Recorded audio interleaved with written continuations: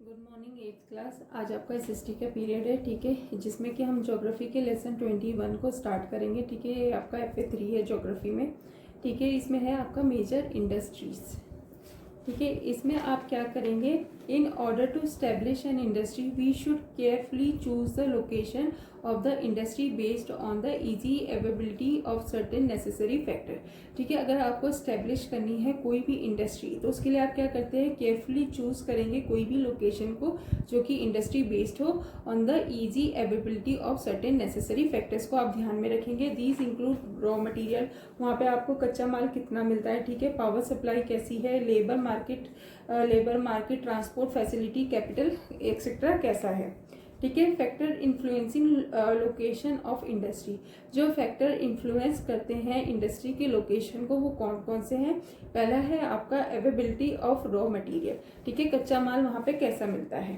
The transport of heavy and bulky raw material over a long distance incurs heavy expenditure, ठीक है। अगर आपको कहीं पर ट्रांसपोर्ट करना पड़े हैवी और जो आपका भारी कच्चा माल होता है, अगर ज़्यादा दूरी तक ले जाना पड़े तो उस पर आपको बहुत ज़्यादा पैसे खर्च करने पड़ते हैं।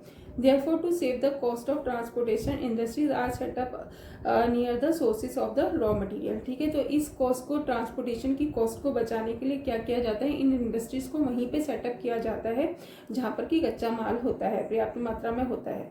For example, the iron and steel plants in India and other countries have been set up near iron ore mines, ठीक है। आप अगर भारत में देखेंगे तो जो भी आपकी आयरन और स्टील के प्लांट्स है वो भारत में और अन्य देशों में वहीं पर लगे हुए हैं जहाँ पर कि आयरन और माइंस हैं एंड कोल फील्ड्स हैं, ठीक है। As both iron ore and coal are heavy and difficult to transport, क्योंकि जो भी आयरन और कोल को एक जगह से दूसरी जगह पर ले ट्रांसपोर्ट करना बहुत डिफिकल्ट होता है। फिर आता है आपका अवेलेबिलिटी ऑफ पावर, ठीक है। The operation of large machine requires cheap, abundant and uninterrupted power supply, ठीक है। अगर आपको लार्ज मशीन्स को चलाना है तो आपको सस्ती, ठीक है, उसमें कोई भी रुकावट ना है उस पावर सप्लाई में, ऐसी पावर सप्लाई आपको चाहिए होती है। Most Indian industries were powered by thermal power period to independence, ठीक है। जो भी इंडियन इंडस्ट्रीज हैं वो उनको पावर कौन देता है, थर्मल पावर देता है इंडिपेंडेंस के टाइम से। Thermal power plant produce electricity by burning coal, और इन थर्मल पावर प्लांट्स में जो इलेक्ट्रिसिटी है वो कैसे प्रोड्यूस की जाती है, आपके कोयले को जलाकर। The construction of many hydroelectric power plants have led to the construction of industries away from the mineral belt, ठीक है। अब क्या हुआ है कि जो कंस्ट्रक्शन हुआ है आपका हाइड्रो इलेक्ट्रिक पावर प्लांट्स का, तो इनका कंस्ट्रक्शन से जो कंस्ट्रक्शन ऑफ इंडस्ट्री है उनको दूर ले गया है जो आपकी मिनरल बेल्ट्स हैं उससे। अवेलेबिलिटी ऑफ ट्रांसपोर्ट, अब आपको वहाँ पे ट्रांसपोर्ट कैसा मिलता है। The availability of an effective means of transport is also fundamental for the setting up of industry, ठीक है। किसी भी इंडस्ट्री को स्थापित करने के लिए आपके यातायात का साधन बहुत ही महत्वपूर्ण है। Industry required the transport of raw material to the factory and also the movement of finish good to the market, ठीक है। इंडस्ट्री में रिक्वायर्ड होता है ट्रांसपोर्ट, आपको चाहिए होता है, चाहे आपको कच्चा माल लाना हो या आपको तैयार माल बेचना हो, उसके लिए आपको ट्रांसपोर्ट की जरूरत पड़ती ही है।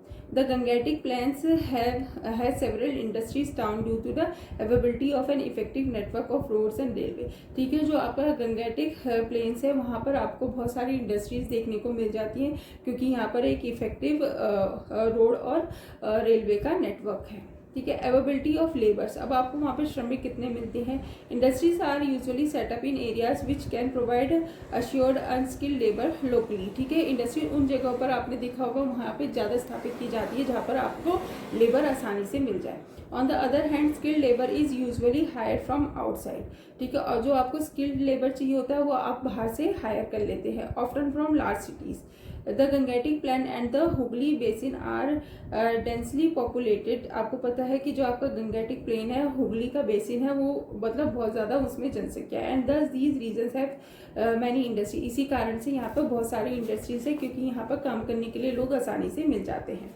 अब आपका आता है market. The availability of a market for the sale of finish good is also another factor, ठीक है। अब जो आपने प्रोडक्ट बनाया है उसके लिए मार्केट भी चाहिए होता है, ठीक है, जिसमें आपका फिनिश गुड बिक सके।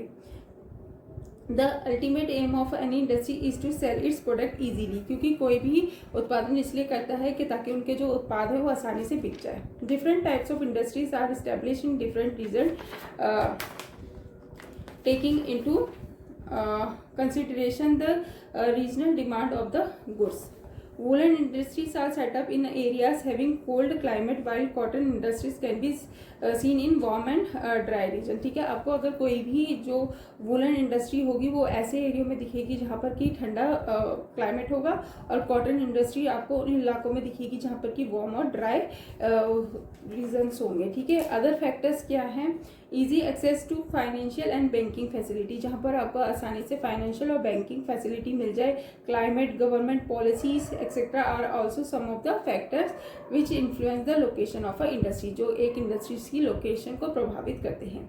अब आपकी आती है मेजर इंडस्ट्रीज कौन कौन सी हैं। ठीक है, we have studied that industries manufacture finished और secondary goods from primary products और raw material such as minerals, wood, grains, fibre etcetera. Some of the major industry producing secondary goods are discussed below. अब secondary जो goods है वो आपको discuss किए गए हैं नीचे।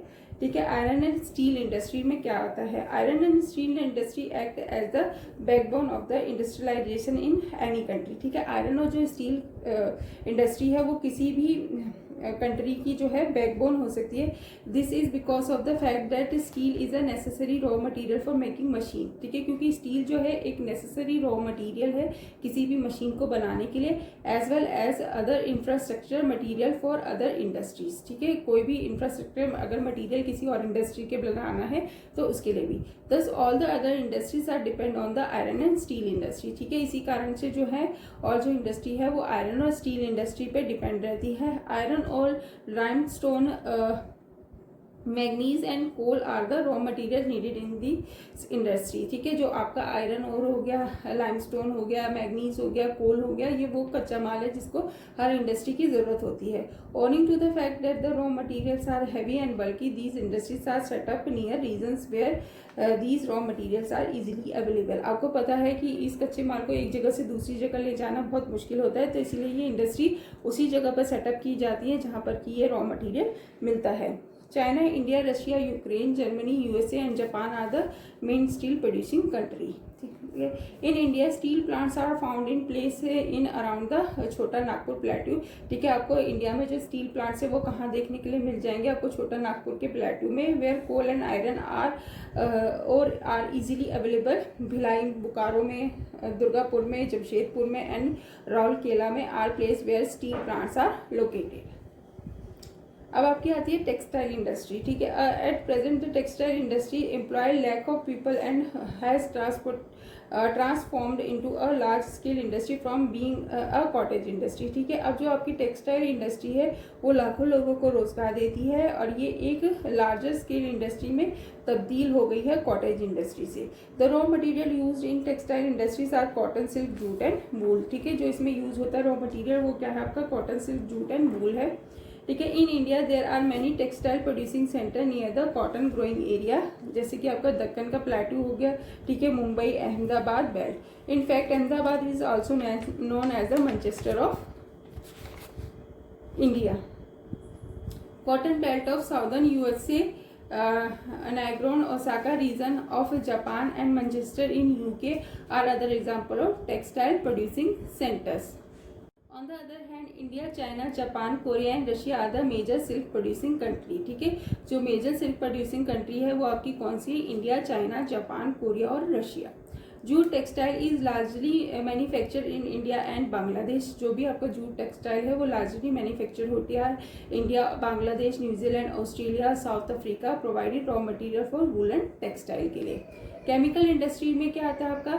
Mineral such as oil, natural gas and agricultural products such as vegetable oil and spices are some of the raw material used in chemical industry. ठीक है, जो आपके मिनरल्स होते हैं जैसे कि ऑयल हो गया, नेचुरल गैस हो गया, एग्रीकल्चर प्रोडक्ट्स हो गए, ठीक है, सच एज वेजिटेबल ऑयल हो गया, स्पाइसेस हो गया, ये रॉ मटेरियल है जो केमिकल इंडस्ट्रीज में यूज होते हैं। These industry produce raw material for other industries such as pharmaceutical, detergent, dyes, paints, plastic, rubber, glass, paper, leather, fertiliser etcetera. USA and Russia are the largest producer of chemical goods in India.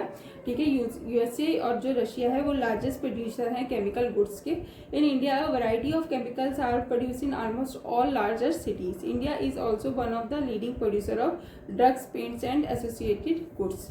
फिर आपका आता है engineering industries. क्या होती है आपकी engineering industry? Produce industrial goods like machine part, aircraft, cars, railway engines, computer etcetera. Russia, USA and Germany produce the most good in the segment. ठीक है, जो आपकी इंजीनियरिंग इंडस्ट्री है वो प्रोड्यूस करती है इंडस्ट्रियल गुड्स को, जैसे कि मशीन हो गई, मशीनी पार्ट्स हो गए, एयरक्राफ्ट हो गए, आपकी कार्स, रेलवे इंजन, कंप्यूटर को। ठीक है, इनमें जो मेन कंट्री है वो आपकी रशिया, यूएसए और जर्मनी है। ठीक है, engineering industry is also considerable advance in India and the major centre are Delhi, Pune, Haridwar, Bangalore, Pinjore and Bhopal. ठीक है, इंडिया में ये जो स्टेट्स हैं वो इसके इंजीनियरिंग इंडस्ट्रीज के मेन हैं।